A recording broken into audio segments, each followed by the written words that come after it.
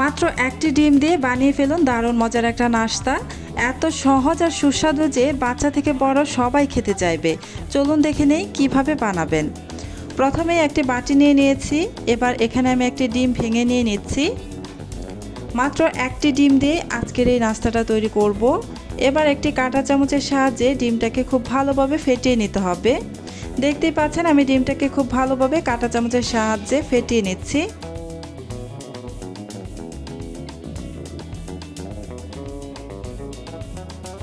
ডিম ফেটিয়ে না হয়ে গিয়েছে। এবার আমি এখানে দিয়ে দিচ্ছি 2 টেবিল চামচ পরিমাণ টক দই। আরও দিয়ে দিচ্ছি 2 টেবিল চামচ পরিমাণ আটা। খুবই সামান্য একটু লবণ দিয়ে দিচ্ছি। এবার এখানে দিয়ে দেব 1 টেবিল চামচ পরিমাণ চিনি। মিষ্টিটা আপনারা আপনাদের পছন্দ মতো এখানে দিবেন, কম বা বাড়িয়ে। দিয়ে দিচ্ছি সামান্য একটু দুধ, প্রায় 1 টেবিল চামচের মতো হবে। এবার কাঁটা চামচের সাহায্যে খুব ভালোভাবে সমস্ত কিছু একসাথে নেড়ে মিশিয়ে নিচ্ছি। খুব সুন্দর করে নেড়ে চেড়ে একটা স্মুথ ব্যাটার বানিয়ে নিতে হবে, যেন কোনো লাঞ্চ না থাকে। এই নাস্তাটা বানানো একেবারেই সহজ আর একেবারেই কম সময় লাগে। মাত্র 5 মিনিটেই তৈরি করে নিতে পারবেন।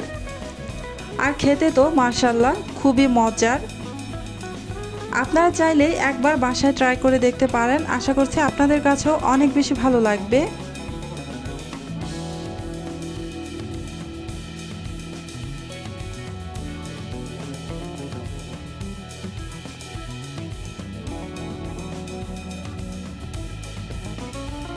এই তো স্মুথ একটা ব্যাটার আমার রেডি হয়ে গিয়েছে। এবার দিয়ে দিচ্ছি 1 টেবিল চামচ পরিমাণ কিশমিশ। আবার একটু নেড়ে মিশিয়ে নিচ্ছি।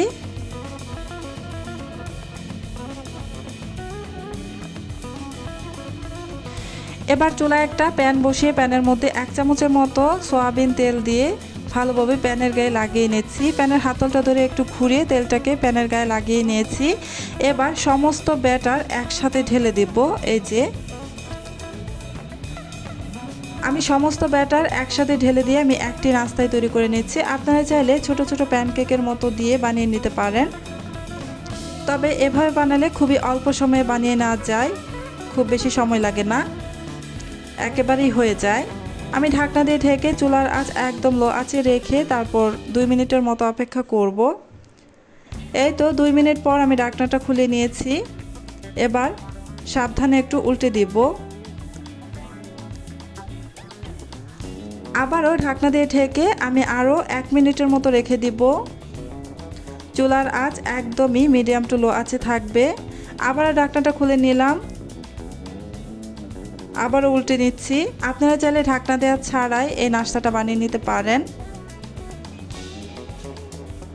এই তো এক পাশে আমার খুব সুন্দর কালার চলে আসছে। এখন অপেক্ষা করব অপর পাশেও সুন্দর একটা কালার আসা পর্যন্ত। এবার কিন্তু চুলার আঁচ মিডিয়ামে রেখেছি। আমি আবার একটু উল্টে দিব। এই তো 2 পাশেই খুব সুন্দর একটা কালার চলে আসছে। এবার এই নাস্তাটাকে নামিয়ে নেব।